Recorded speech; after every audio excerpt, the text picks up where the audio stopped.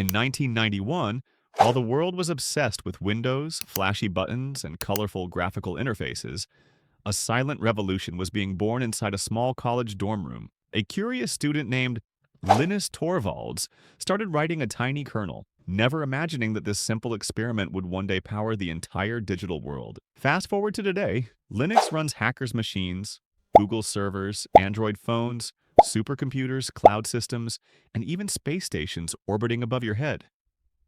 This is no longer just an operating system.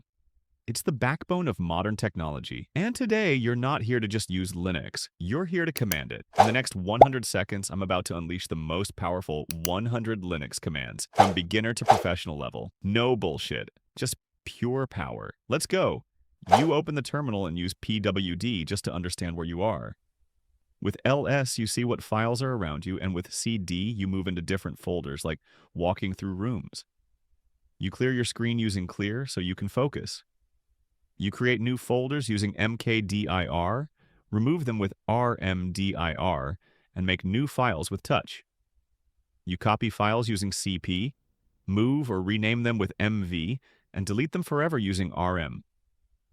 You open files using cat, read them slowly with less, check only the first lines with head, and watch new data live with tail. You edit files using nano,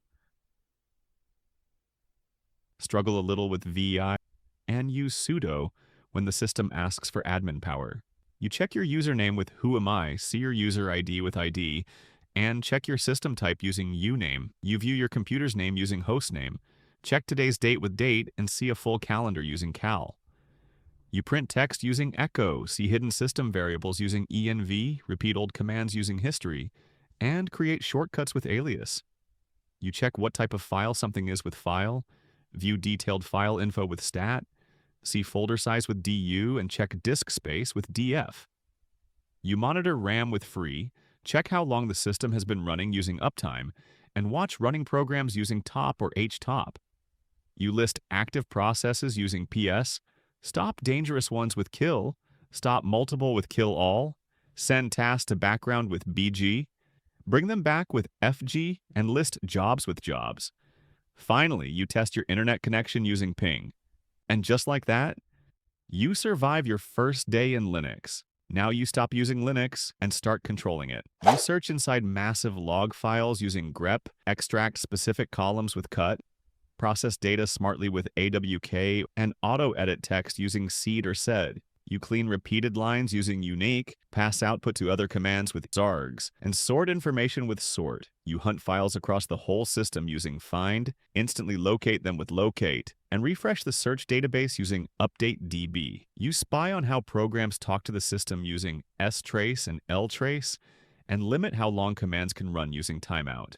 You open raw network connections using nc, scan servers using nmap, and capture live network traffic using tcp dump and tshark. You inspect active connections with ss, control routing using iproute, test internet speed between machines with iperf, and view ARP tables using ARP. You attach storage devices using mount, safely remove them using umount, list all disks using lsblk, create disk partitions using fdisk, and build file systems with mkfs. You control file access using chmod, change file ownership with chown, and create fine-grained permissions using set facl and get facl.